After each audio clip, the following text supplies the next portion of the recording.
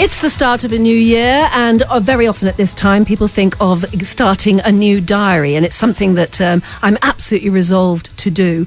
But how difficult is it? One of our callers earlier was saying, I just haven't got half an hour every evening to reflect on my life and write in a diary. And it was something that sort of, you can imagine, the country diary of an Edwardian lady had the time to do.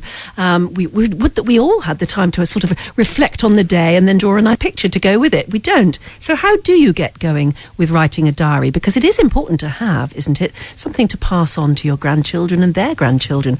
It will always give them an insight into who you were and the lifestyle you lived.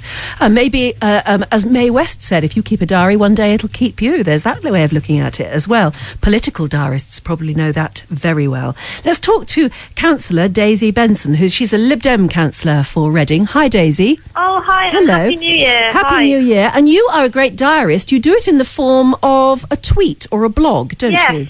Yes, I do. And you're right to say, I mean, I work full time, so it can be really difficult to keep in touch with people, let them know what you're doing on their behalf. And I thought, well, rather than sending, lots of emails and stuff, sometimes the quickest way is to send a small message on Twitter or to put something on my website. For example, I was listening in what you were saying about the bad weather that's coming. That's going to be a real concern to loads of my constituents, people that I know.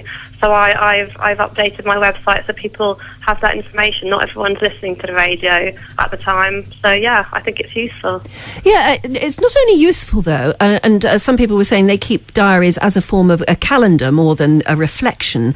But you become known in the diary world, and I gather you're doing really well. I mean, you're getting quite big in the political world of tweeting and blogging. Well, and it's because of little personal asides that you put in as well, little things that the rest of us wouldn't know about. Yeah, I mean, I think that's right. It really has to be you that's doing it. I mean, sometimes I see some political people, they might put a link to their press release, but it really has to sort of come straight out of your mouth. And it's just, it's my insight and what's happening. And really, I think a lot of people think, well, what does a politician do? And, I work. I hope I'm a fairly normal person, and I think it gives people a better understanding of what I do and why I do it. So did you keep it going all through Christmas and New Year?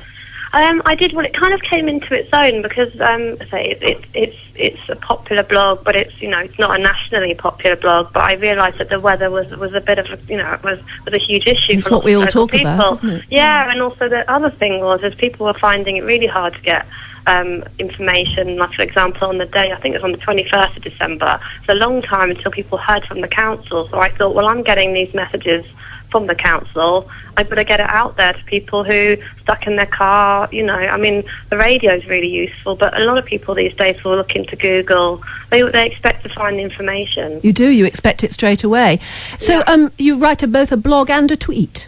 Yes, I do. The tweet is the thing that has to be less than 100 words, is it? Yeah, I mean, I heard you say you hadn't sort of got into it yet. I mean, certainly, when I first looked into it, I thought, God, people are not going to want to know, you're making a cup of tea or whatever. But sometimes, it's things like I updated yesterday to let people know if their bin had been missed, from the really mundane to the, to a film that I'd gone to see that I liked.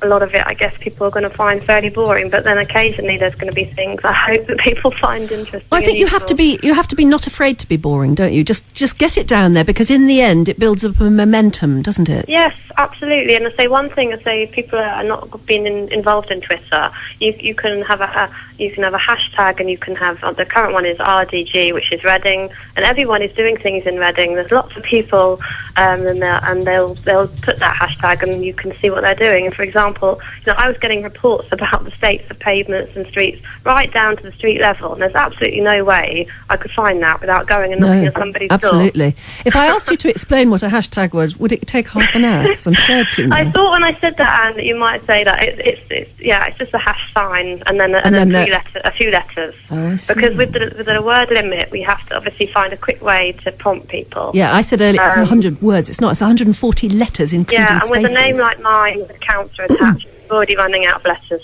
So the councillor would be CLLR or something? Yeah, councillor and then my name. But some people, obviously Stephen Fry's got a huge following, and he's going to stop that for a while. But some people are very inventive in the way they do it.